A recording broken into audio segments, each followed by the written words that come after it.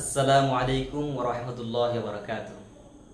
আপনাদেরকে স্বাগতম জানাই ধারাবাহিক সিরিজ ইসলামী শরীয়তের পূর্ণ রূপরেখা এর অষ্টম পর্বে। আজকের পর্বের মাধ্যমে আমরা শুরু করব নামাজের আলোচনা। আমরা যে ইবাদতকে নামাজ বলে থাকি, কোরআন এবং হাদিসের ভাষায় একে বলা হয় সলাত বা সালাত।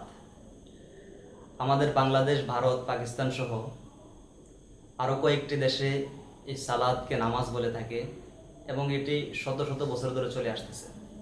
সালাদকে নামাজ বলতে কোনো অসুবিধা নেই। সালাত অর্থ দোয়া, প্রশংসা, প্রার্থনা।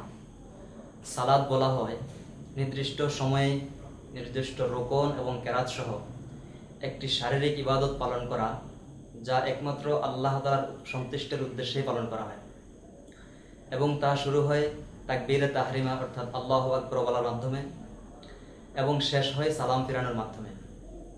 অর্থাৎ একজন ব্যক্তি আল্লাহ তাআলার সন্তুষ্টির উদ্দেশ্যে দুই হাত বেঁধে দাঁড়ায়, কেরাত করে, রুকু করে, সেজদা করে, বৈঠক করে। এই ইবাদতকে বলা হয় নামাজ। নামাজ এটা মুসলমানদের প্রধান ইবাদত এবং ইসলাম ধর্মের প্রধান আনুষ্ঠানিকতা। প্রত্যেক বালেগ প্রাপ্তবয়স্ক মুসলিম নরনারীর উপর দৈনিক 5 ওয়াক্ত নামাজ পড়া ফরজ। নামাজ আল্লাহ তাআলাকে সন্তুষ্টি করার প্রধান মাধ্যম। নামাজ এমন একটি ইবাদত যা ব্যক্তিকে তার পুরা শরীর, নজর, দৃষ্টি, বিবেক, অনুভূতি সব কিছু একসাথে আল্লাহ তাআলার ইবাদতের মধ্যে শামিল করে। অর্থাৎ একজন ব্যক্তি যখন নামাজের মধ্যে দাঁড়ায়, রুকু করে, সেজদা করে, এর মধ্যে তার শরীরের প্রত্যেকটা অঙ্গ প্রত্যঙ্গ ব্যবহার হয় এবং সে নামাজের মধ্যে নির্দিষ্ট স্থানে নজর রাখতে হয় এবং নামাজের মধ্যে মনোযোগী হতে হয়।